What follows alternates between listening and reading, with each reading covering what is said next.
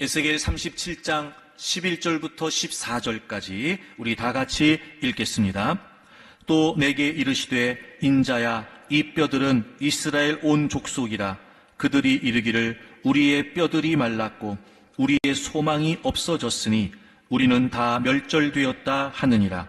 그러므로 너는 대언하여 그들에게 이르기를 주 여호와께서 이같이 말씀하시기를 내 백성들아 내가 너희 무덤을 열고 너희로 거기에서 나오게 하고 이스라엘 땅으로 들어가게 하리라.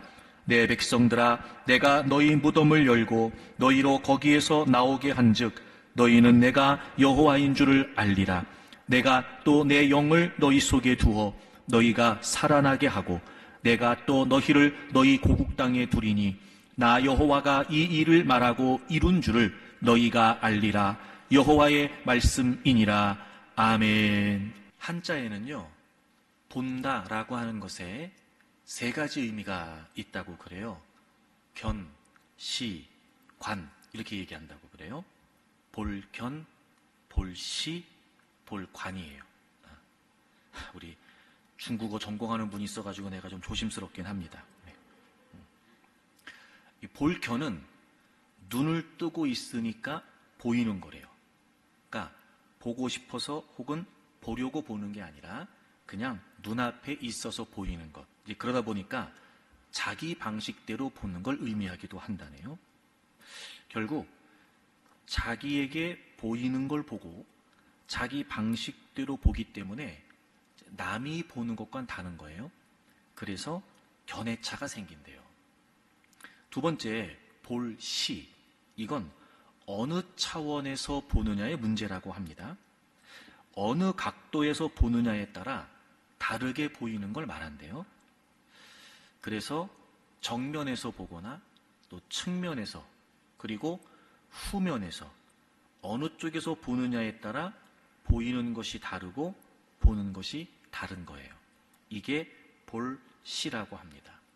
그러다 보니 역시 보는 각도에 따라서 다르게 보이기 때문에 시각차가 생긴다고 하네요.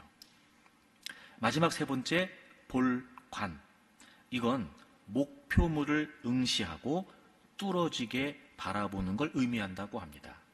그러니까 무심코 보는 걸 넘어서서 자세히 응시하면서 꿰뚫어 보는 거래요. 마음을 알기 위해서 얼굴빛을 자세히 살펴보거나 혹은 사물을 자세히 관찰하고 파악하는 것.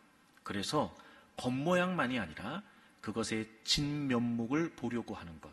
그것이 바로 볼관이라고 한답니다. 견, 시, 관. 각각 다른 어떤 보는 것의 의미를 설명해 주고 있는 거죠. 그런데 여러분, 이 세 가지에 공통점이 있습니다. 견, 보이는 것을 봐요. 그러니까 보이지 않는 건 볼 수 없는 거죠. 자기 방식대로 봐요. 타인의 방식대로 볼 수 없는 거예요. 당연히 사각지대가 있을 수밖에 없는 거죠. 안 보이는 게 있는 거예요.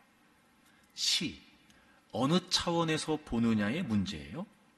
보는 각도에 따라 다르게 보이죠. 정면에서 보면 측면과 후면에서 보이는 것은 볼 수가 없어요. 당연히 사각지대가 있습니다. 관, 자세히 응시하면서 뚫어지게 보는 거예요.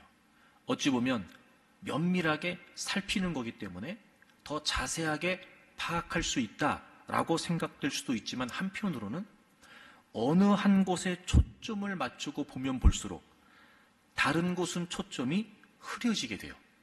그래서 오히려 보지 못하는 부분들이 생기게 돼요. 역시 사각지대가 있어요. 그러니까 결국 모든 인간은 시각의 사각지대를 가질 수밖에 없다는 거예요. 우리가 본다라고 말하지만 사실 내가 보는 것이 전부가 아니고 또 나에게 보여지는 것이 전부가 아니에요. 그렇게 봤을 때 내가 보는 걸 전부라고 생각한다거나 내가 보는 것이 언제나 옳다고 생각하는 것처럼 어리석은 일이 없는 거죠. 그래서 착시가 착각을 일으키게 되는 거예요. 하지만 믿음의 시각은 사각지대가 없습니다. 왜냐하면 하나님은 보지 못하시는 것이 없고 하나님은 볼 수 없는 것이 없기 때문에 그렇습니다. 하나님의 시각은 사각지대가 없습니다. 오히려 보이지 않는 것도 볼 수 있고 볼 수 없는 것도 보게 되는 것. 저는 그것이 믿음의 시각이라고 생각이 되어집니다. 보이는 것만으로 우리는 생각해요. 즉 착시 때문에 착각을 일으키게 됩니다. 보이는 것만 가지고 우리는 판단해요. 착시 때문에 착오를 할 수밖에 없습니다.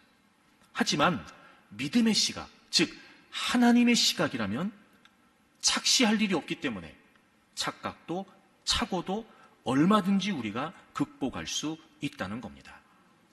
우리가 인생을 살면서 반드시 믿음의 시각이 필요한 이유입니다.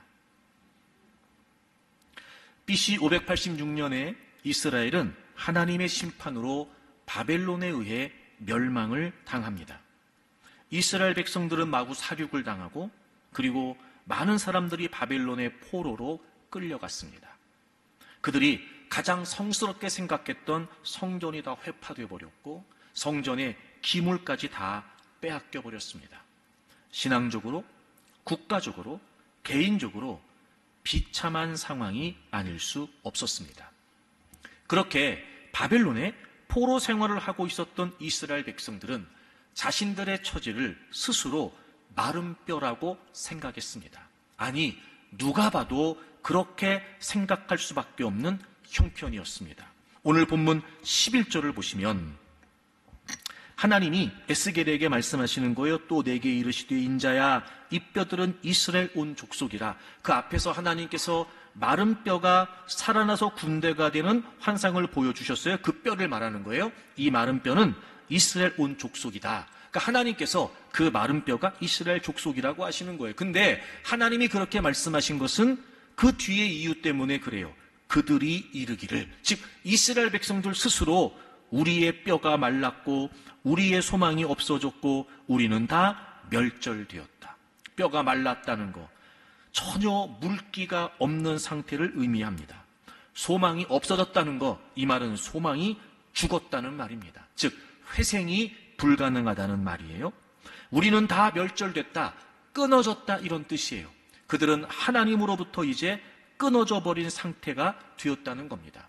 그들 스스로 하나님께서 허락하신 기업의 땅에서 쫓겨나서 지금 이방의 땅에서 포로로 지내고 있는 자신들의 처참한 모습, 그 어떤 희망도 기대할 수 없는, 회복도 불가능하다고 여겨질 수밖에 없는 그런 자신들의 절망적인 상태를 지금 그들은 알고 보고 있었던 겁니다. 그래서 우리는 마른 뼈라는 거예요. 그것이 그들의 현실이었고 그것이 그들의 자상이었습니다. 이건 분명한 사실이고 이건 분명한 현실입니다. 그렇습니다. 그런데 우리는 오늘 본문을 보면서 깜짝 놀라지 않을 수 없습니다. 그런 스스로 마른 뼈라고 생각하고 있는, 아니 그렇게 여겨질 수밖에 없는 그들을 향해 하나님께서는 다르게 생각하시고 다르게 말씀하십니다. 하나님은 다르셨습니다. 12절을 보겠습니다. 12절. 그러므로 너는 대언하여 그들에게 이르기를 주 여호와께서 이같이 말씀하시기를 내 백성들아 내가 너희 무덤을 열고 너희로 거기에서 나오게 하고 이스라엘 땅으로 들어가게 하리라. 내 백성들아 내가 너희 무덤을 열고 너희로 거기에서 나오게 한다. 14절. 내가 또 내 영을 너희 속에 두어 너희가 살아나게 하고 너희를 다시 고국 땅에 둘 것이다. 자, 여러분, 지금 이스라엘 백성들의 형편은 마른 뼈와 같습니다. 그게 현실입니다. 그들은 자신들의 모습을 너무 잘 알고 있었습니다. 그런데 하나님은 다르셨습니다. 지금 하나님은 다르게 말씀하십니다. 여러분, 오늘 본문을 보세요. 11절. 그들이 이르기를, 그들은 그렇게 말했어요. 마른 뼈라고. 근데 12절. 하나님이 말씀하시기를, 하나님은 말씀이 달랐어요. 살아날 거다. 너희들이 무덤을 열고 거기서 나오게 될 거다. 다시 너희들이 고국 땅으로 돌아가게 될 거다. 아, 여러분, 하나님은 다르셨어요. 하나님은 지금 다르게 보고 계시는 거예요. 다르게 보셨고 다르게 말씀하시는 거예요. 시각에 사각지대가 있는 우리 인간들은 보이는 대로, 보여지는 대로, 그래 우린 마른 뼈야, 거기까지예요. 근데 하나님은 시각에 사각지대가 없으세요. 하나님은 그들에게 말씀하세요.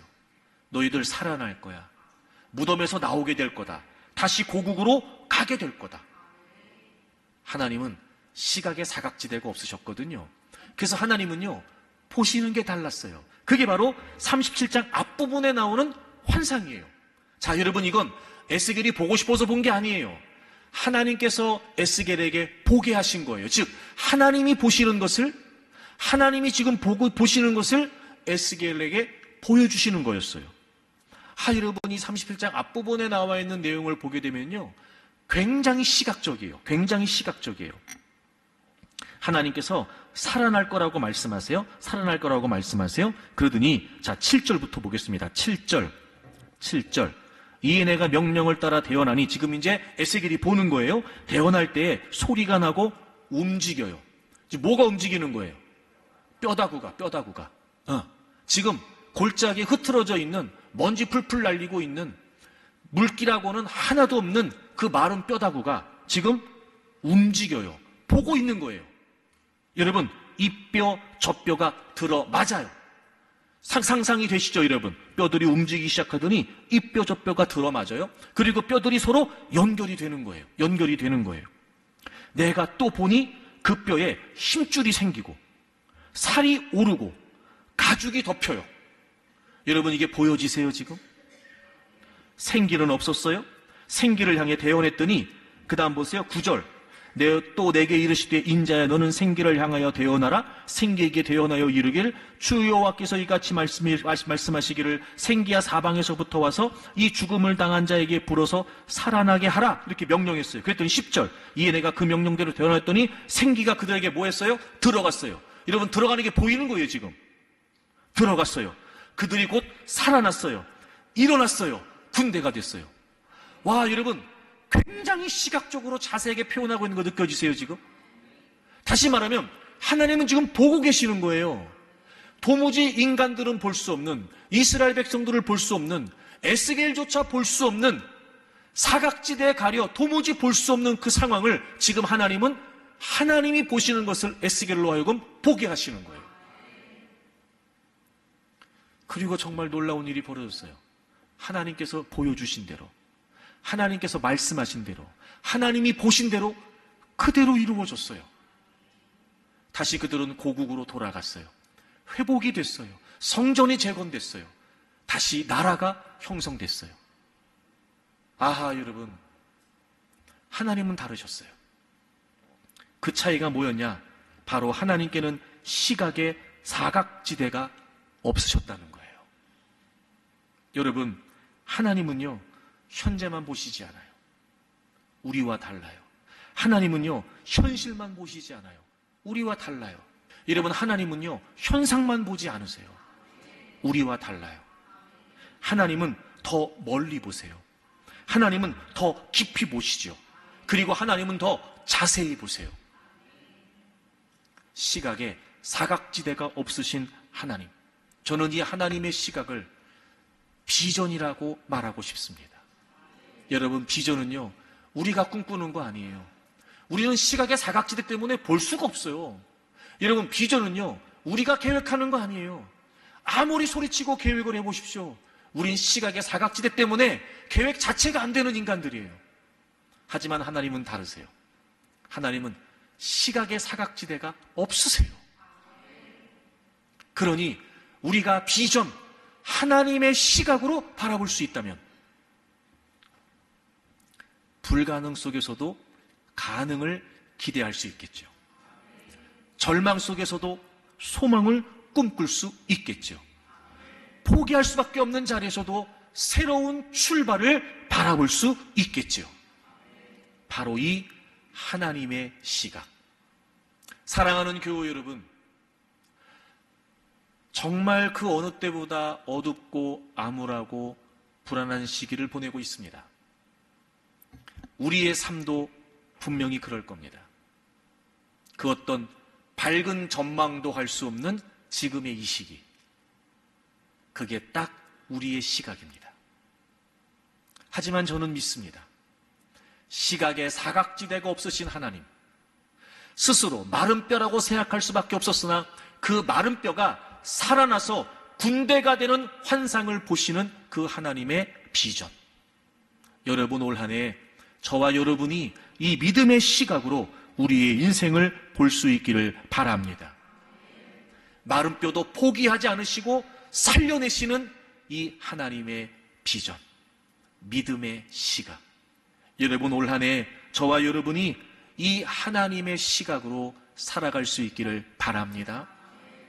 보이는 대로 보지 말고, 보여지는 대로 보지 말고, 또 보고 싶은 대로 보지 말고, 우리가 갖고 있는 시각의 사각지대, 그 한계를 우리가 깨우치고 올 한 해만큼은 하나님의 시각, 믿음의 시각으로 살아가는 저와 여러분들이 되기를 바랍니다. 그럼 여러분, 오늘 본문의 말씀을 통해서 우리가 왜 시각의 사각지대를 갖게 되며, 그럼 우리가 어떻게 그 시각의 사각지대를 극복하고 믿음의 시각을 가질 수 있을까? 이 말씀을 오늘 한번 여러분과 나누려고 합니다. 먼저 여러분, 우리는 왜 시각의 사각지대라고 하는 한계를 가질 수밖에 없는 걸까요? 오늘 본문의 내용을 보면 이스라엘 백성들은 스스로를 마른 뼈라고 생각했어요. 이유가 뭐냐면 그들은 자신들의 현실을 너무나 잘 알았기 때문이었어요. 지금 그들이 있는 곳은 바벨론 땅이에요. 그 바벨론을 점령한 게 아니고요, 오히려 점령을 당해서 포로로 끌려와서 거기에 있는 거예요. 나라가 망한 거예요. 다 뿔뿔이 흩어졌어요.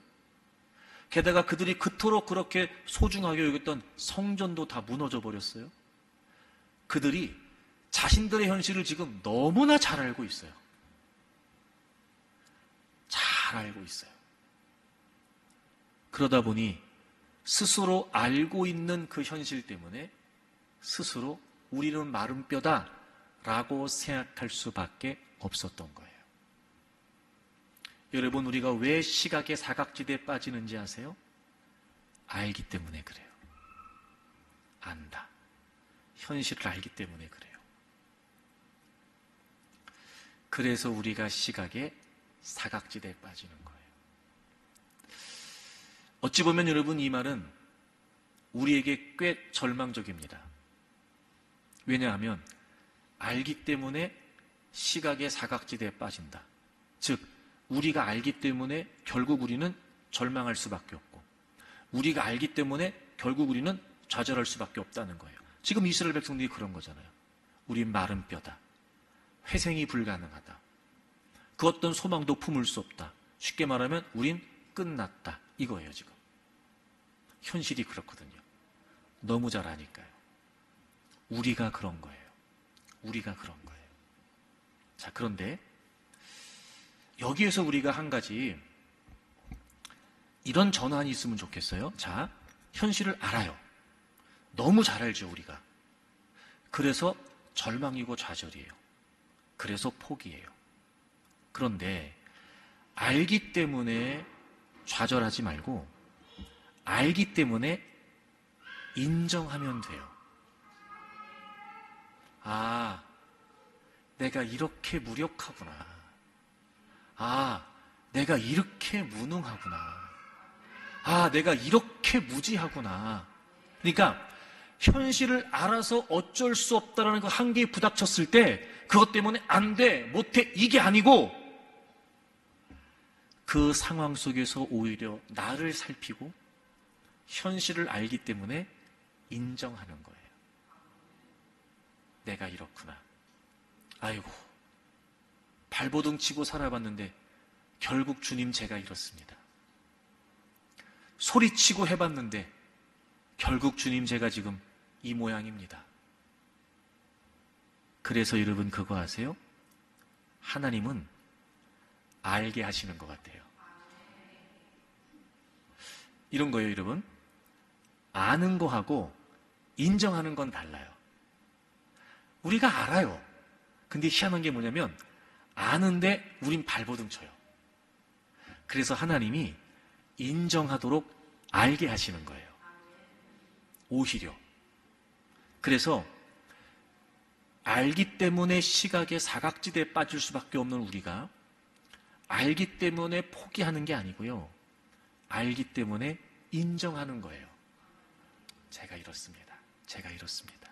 즉 다시 말하면 인정하기까지 우리가 알고 있는 우리의 실체, 우리가 알고 있는 우리의 실존을 인정하도록 알고 있는 우리의 모습을 하나님이 알게 하세요. 알게 하세요. 여러분 창세기 12장에 하나님께서 아브라함을 부르시면서 자손을 주시겠다고 약속을 하시잖아요. 그때가 아브라함이 75세였어요. 오히려 그때는 아브라함이 믿을 수 있었을 것 같아요. 왜냐하면 자식을 낳을 수 있는 가능성이 있었거든요. 그런데 아들을 주시겠다고는 하고 1년이 지나 2년이 지나 5년이 지나 아들을 안 주시는 거예요. 그리고 10년이 지났는데도 아들을 안 주셨어요. 당연히 아브라함과 사라는 조급했을 거예요. 왜 그랬을까요? 알았거든요. 알았단 말이에요. 그래서 어떻게 했냐면 하갈이라고 하는 사라의 몸종과 동침을 하고 이스마엘이라고 하는 아들을 낳아요. 근데 그건 하나님이 원하시는 게 아니었어요. 여러분 그때로부터 하나님께서 아브라함이 99세가 될 때까지 아브라함을 찾지 않으세요. 자그마치 13년의 시간이 흘러요. 그리고 하나님께서 아브라함이 99세 때 찾아오세요. 또 말씀하세요. 아들을 주시겠다고. 그리고 하나님이 말씀하신 대로 100세의 아브라함이 아들을 낳았어요. 자, 여러분 생각해 보세요. 전 그런 마음 들었어요. 여러분, 하나님이 아들을 주시려면 75세 때 주시는 게 쉬워요? 100세에 주시는 게 쉬워요? 그렇죠? 근데 하나님이 75세 안 주시고 몇 세에 주셨어요? 100세. 자, 보세요. 하나님이 그렇게 지연하신 이유는요, 능력의 문제가 아니에요. 그죠? 능력의 문제가 아니라니까요. 왜냐하면 오히려 100세에 주는 게 더 어려워요. 그러니까 하나님이 아들을 줄 수 있는 능력이 없어서 길게 지연해서 25년 만에 아들을 주신 게 아니에요. 오히려 가능성을 따지면 75세 때가 더 쉬웠으니까. 그 긴 시간을 기다리신 건 능력의 문제가 아니에요. 그 안에는 하나님의 의도가 있었던 거예요. 아는 그들이 인정하게 하시려고 했던 거예요. 알게 하시려고 했던 거예요. 그래서 여러분 99세 때 하나님이 찾아오셨을 때, 자, 창세기 17장을 먼저 보세요. 아브라함도 사라도 똑같았어요. 창세기 17장, 하나님이 아브라함에게 아들을 주시겠다고 말씀하세요. 그랬더니 17절 보세요. 17장 17절. 아브라함이 엎드려 웃으며 마음속으로 이르되, 그러니까 속으로 비웃는 거예요, 지금. 100세 된 사람이 어찌 자식을 낳을까? 사라는 90세니 어찌 출산하리요? 그러니까 99세 때 하나님이 나타나셔서 그에게 아들 주겠다고 말씀하셨는데 지금 믿어요, 안 믿어요? 안 믿어요. 왜 안 믿어요? 아니까. 그게 시각의 사각지대예요. 아니까. 아이고, 참 하나님 남사스럽게 지금 이 나이에 무슨, 우리 다 끝났습니다. 무슨 애를 낳습니까? 사라도 그랬어요. 자, 18장을 보세요. 하나님이 아이를 주시겠다고 했더니 18장 11절, 아브라함과 사라는 나이가 많아 늙었고 사라에게는 여성의 생리가 끊어졌느니라. 사라가 속으로 웃고 이르되, 사라로 똑같았어요. 비웃으면서 내가 노쇠하였고 내 주인도 늙었으니 내게 무슨 즐거움이 있으리요. 그러니까 이들은 이미 아들을 가지겠다는, 자식을 낳겠다는 상황을 지금 소망을 다 포기한 거예요. 그리고 100세에 하나님이 아들을 주셨어요. 알게 하시는 거예요. 알게 하시는 거예요. 여러분, 우린 누구나 시각의 사각지대를 가질 수밖에 없어요. 근데 하나님은 그걸 알게 하세요. 하나님이 알게 하시는 이유는 그러니까 넌 안 돼. 그러니까 너는 못 해. 야, 그만둬. 이게 아니에요. 인정하라는 거예요. 그래서 우리가 시각의 사각지대에 빠지는 이유는 알기 때문인데 하나님은 오히려 알게 하신다. 그러므로 우리는 인정하면 돼요. 여러분, 이게요, 참 우리 인간이, 우리가 저를 포함해서 이게 고쳐야 되는데 이게 뭐냐면 하나님 앞에서도 인정하지 않는 거예요. 하나님 앞에서도. 오해하지 말고 들으세요. 여러분, 오해하지 말고 들으세요. 그 고생을 하고 그 힘들게 살면서도 하나님 앞에 나와서 손들지 않아요. 항복하지 않아요. 하나님, 제가 이렇습니다. 여러분, 그 한마디가 어려워요. 그리고 우리는요, 하나님은 믿는다고 말하지만 하나님을 하나님으로 인정하지 않아요. 그리고 우리는 늘 믿음을 수단으로만 삼아서 오히려 내가 하나님을 통해서 뭘 하려고 발버둥 쳐요. 하나님은 그게 아니에요. 내가 하나님을 통해서 하는 게 아니고요. 하나님께서 나를 통해서 하시는 거예요. 근데 우리가 이걸 인정하지 않아요. 그래서 하나님은요, 인정할 때까지 알게 하시는 거예요. 그러니까 여러분, 착시가 착각을 일으키고 착시가 착오를 하잖아. 그러니까 이것처럼 미련한 게 어딨냔 말이에요. 그냥 우리가 인생을 살면서 어떤 상황이든지 간에 아, 이거 안 되는구나. 아, 내가 이거밖에 안 되는구나 라고 하는 사실이 깨달아지면 그냥 하나님 앞에 항복하세요. 하나님 인정합니다. 하나님, 제가 이렇습니다. 하나님, 제가 이거밖에 안 됩니다. 그냥 두 손 딱 들고 하나님, 제가 이렇습니다. 그래서 여러분, 아는 걸 인정하기까지 이 과정이 짧아야 돼요. 그러니까 이런 거예요. 우리가 아는 걸 인정하기까지 하나님이 알게 하시는 과정이 짧으면 짧을수록 우리 신상에 좋다니까. 그러니까 하나님이 그거 알게 하시는 거예요. 자, 우리가 다윗의 고백을 따라 우리도 고백해 보려고 그래요. 자, 시편 39편을 찾으세요. 시편 39편. 먼저 4절부터 볼까요? 4절, 다윗이 고백하는 거예요.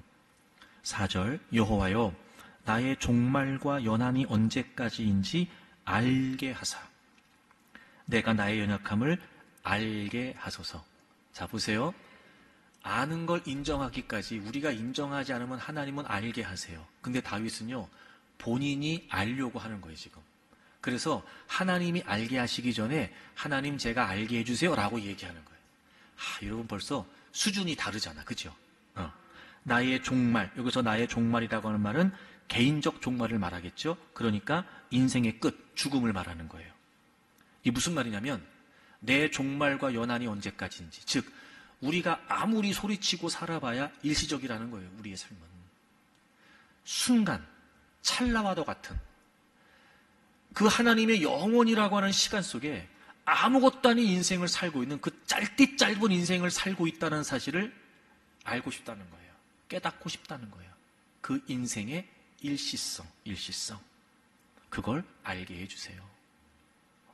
그 다음 5절 보세요. 주께서 나의 날을 한 뼘 길이만큼, 여러분이 한 뼘 길이만큼이란 말이 손바닥 넓이만큼이라는 거예요.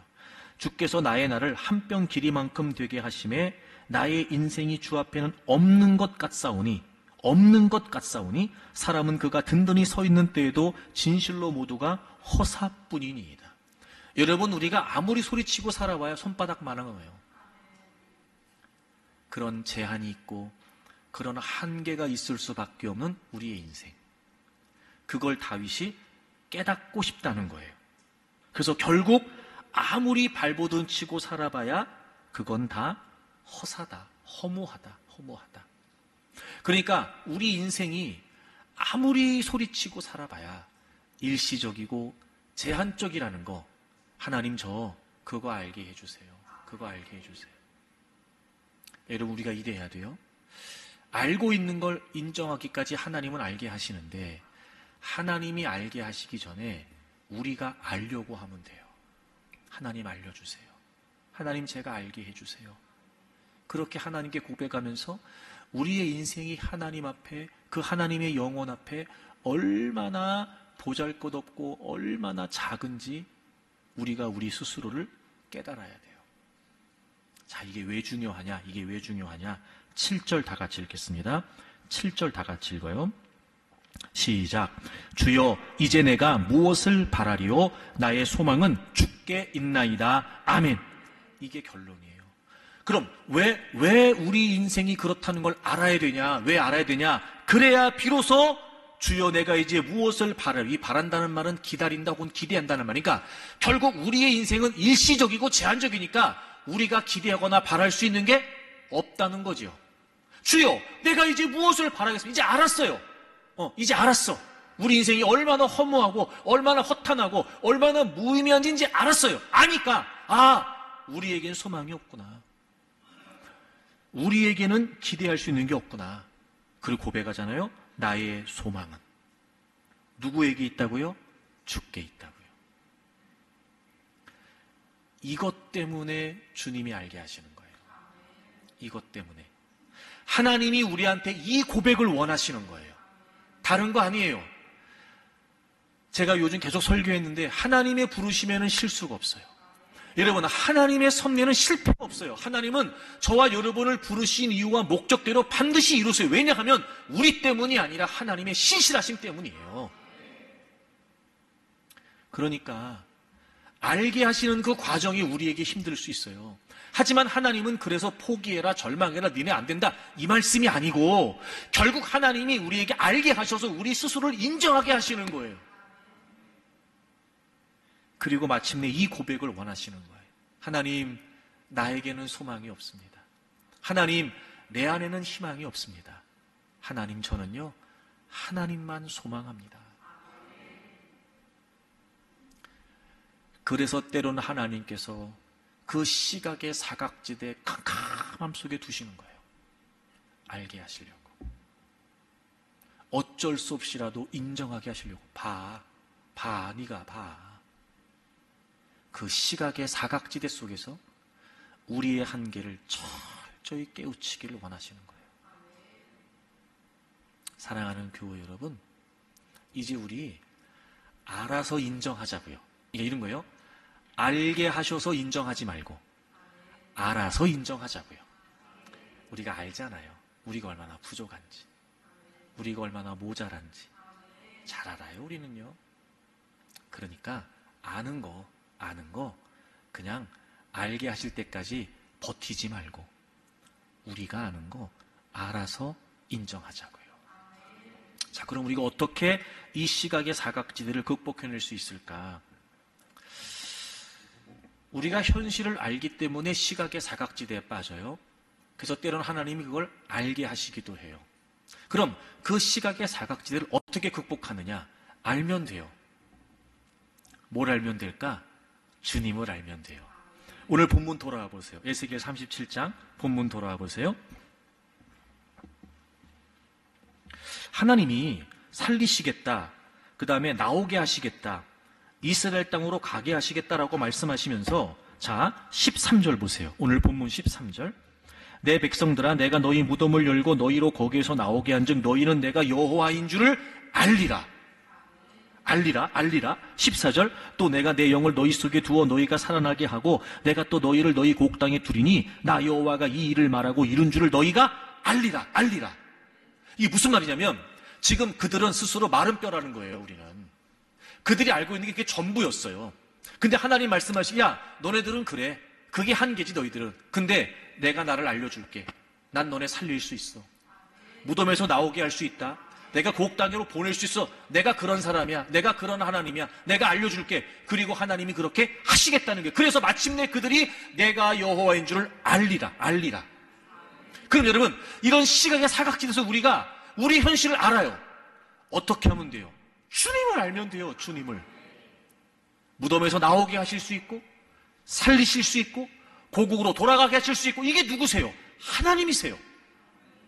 마른 뼈도 살려내시는, 극히 큰 군대가 되게 하시는 분이 누구세요? 하나님이세요.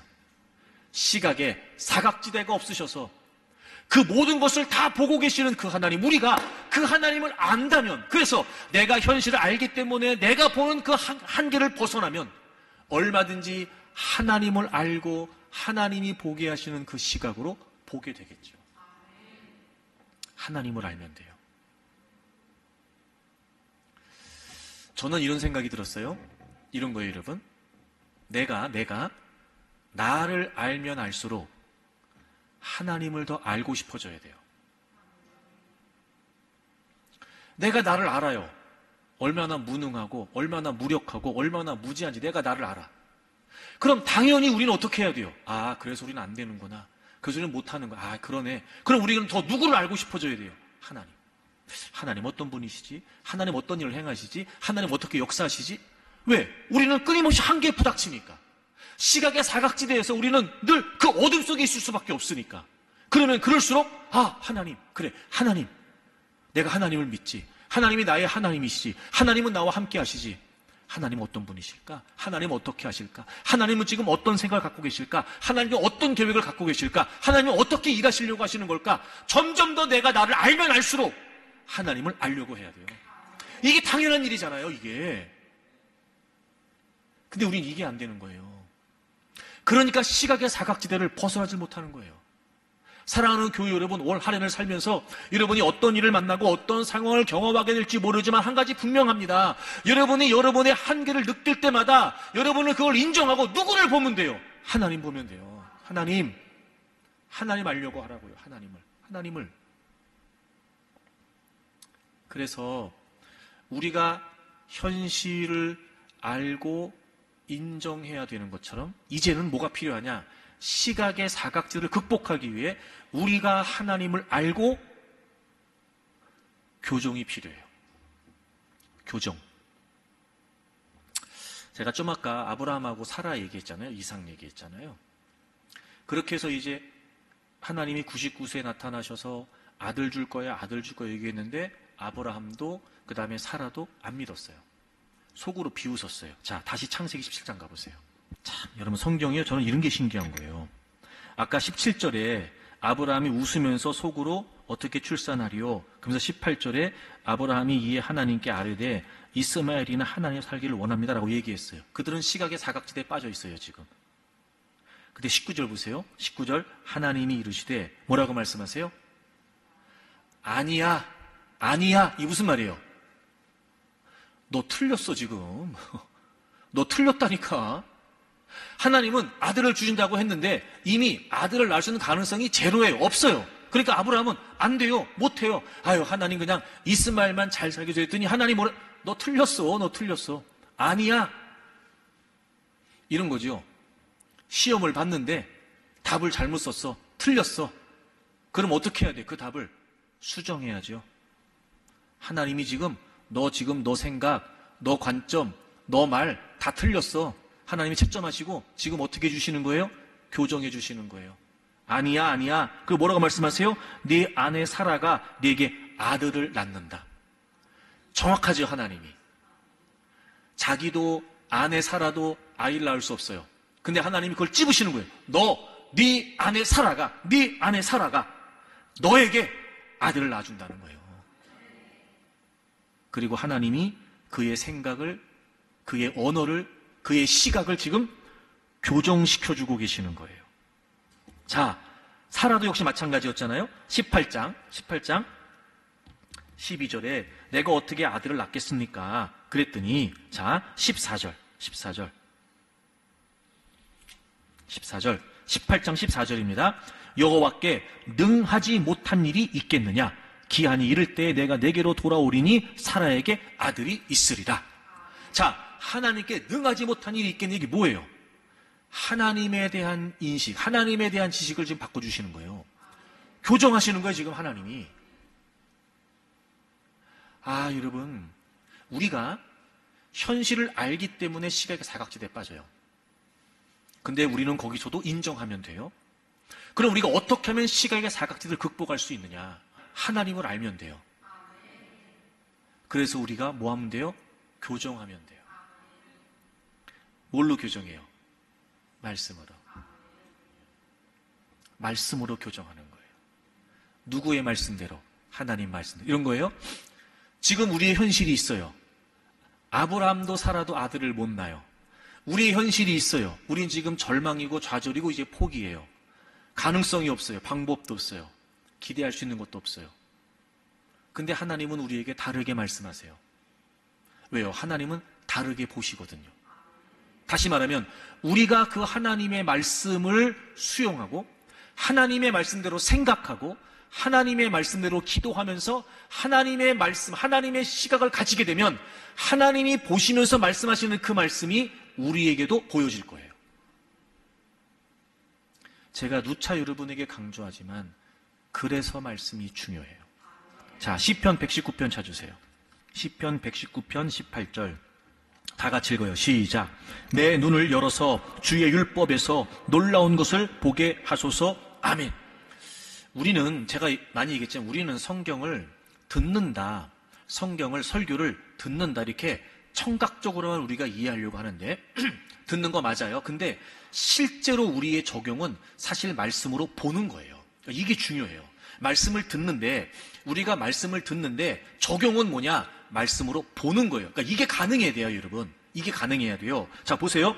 내 눈을 열어서 주의 율법에서 놀라운 것을 보게 하소서. 자, 내 눈을 열어서 보게 해달래요.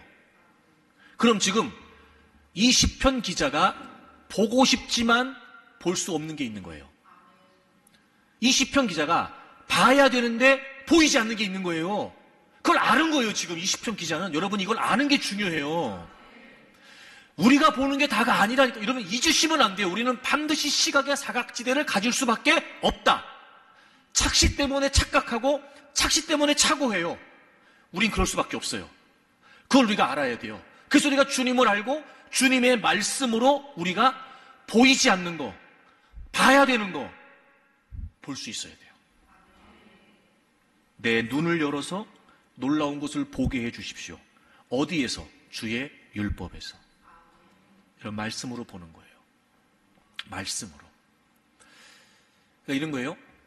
말씀을 듣고 또 설교를 듣고 성경을 읽으면서 우리 안에 성령님께서 주시는 그 감동과 그 깨달음을 가지고 묵상하면서 내가 그 말씀의 시각이 장착될 때, 마치 우리가 안경 쓰는 게 그런 거잖아요.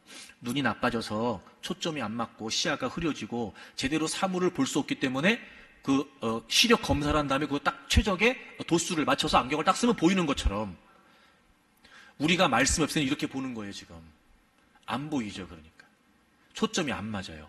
희미해요. 제대로 분간이 안 되죠. 그럼 어떻게 하면 돼요? 안경을 쓰면 돼요.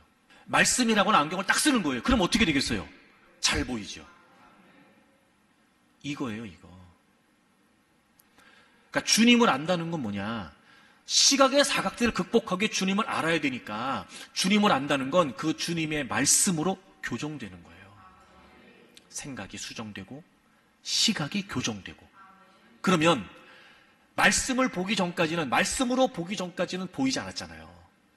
근데 말씀으로 보니까 보이는 거예요. 분명히 봐야 되는데 말씀으로 보지 않으니까 볼 수 없었단 말이에요. 근데 말씀이랑 안경을 딱 쓰니까 비로소 보이니까 봐야 될 걸 보게 되죠. 그럼 생각해 보세요.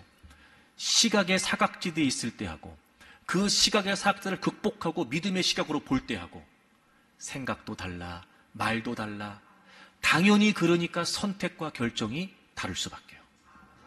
결국 인생이 달라져요. 누군가는 그것만 보이니까 안 돼.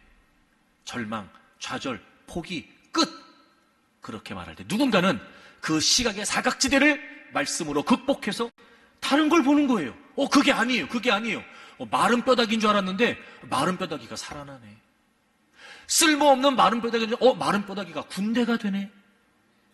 다르잖아요, 여러분. 사랑하는 교우 여러분, 우리가 이 믿음의 시각을 가지기를 바랍니다.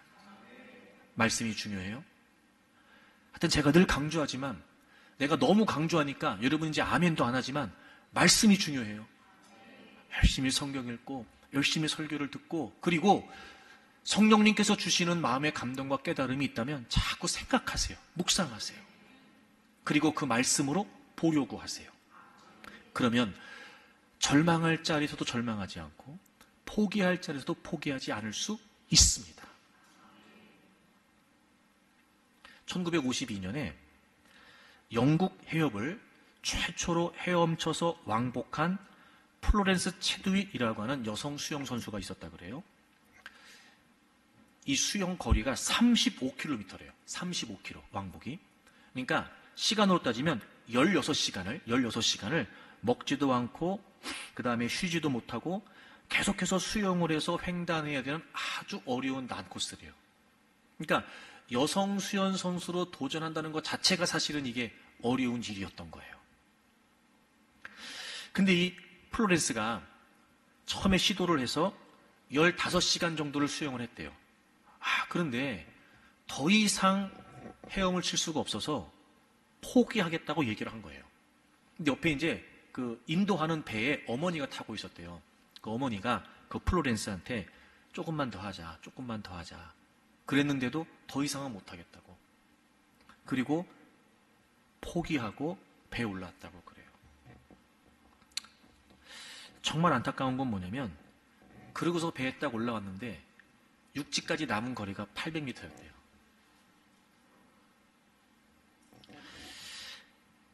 실패를 하고 난 뒤에 기자회견을 했어요.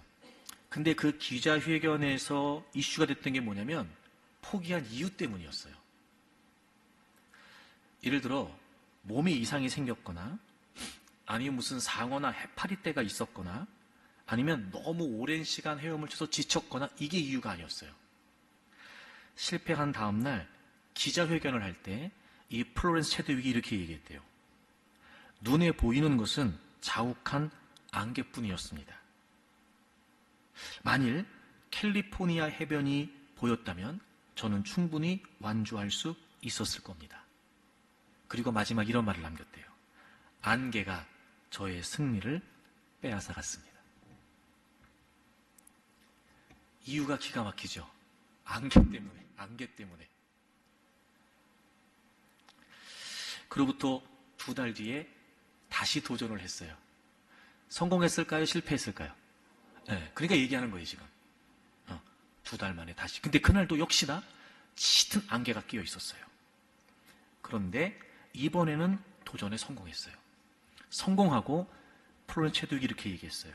이번에는 내가 목표 지점을 마음속으로 보고 있었기 때문에 끝까지 헤엄칠 수 있었습니다. 똑같이 안 보였어요. 안개 때문에. 근데 실패 때와 이번에 다른 게 뭐였어요? 마음속으로 보고 있었어요. 보이지 않았지만 보고 있었다는 거예요. 안개가 가려져 있었지만 시야를 유지하고 있었다는 거예요. 여러분, 우리 인생이 그래요. 우리를 둘러싸고 있는 상황이 때로는 짙은 안개처럼 두려워져 있어요. 보이지가 않아요. 그러니까 주저앉아요. 그러니까 절망해요. 안 된다는 거예요. 그렇지 않아요.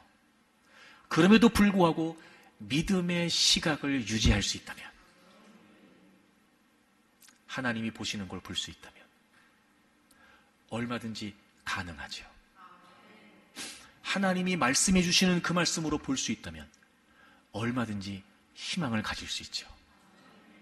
사랑하는 교회 여러분, 지금 여러분을 둘러싸고 있는 상황이 어떤지 모르지만 절망하거나 포기하지 마십시오. 시각에 사각지대가 있다는 걸 알고 오히려 그걸 극복하면서 하나님의 시각, 믿음의 시각으로 여러분을 보고 여러분의 삶을 보십시오. 절대로 보여지는 모습 때문에 여러분 스스로 무너지지 않기를 바랍니다. 절대로 보여지는 모습 때문에 여러분의 삶을 포기하지 않기를 바랍니다. 하나님의 시각으로 우리가 봐야 될, 반드시 우리가 봐야 될 바로 그 하나님의 시각으로 여러분의 인생을 보고 여러분의 삶을 보고 또 우리 교회 공동체를 보고 올 한 해 그 어떤 한 해보다 하나님의 놀라운 역사들을 기대하면서 믿음으로 달려가면서 하나님의 역사를 경험하는 저와 여러분들이 되기를 바랍니다.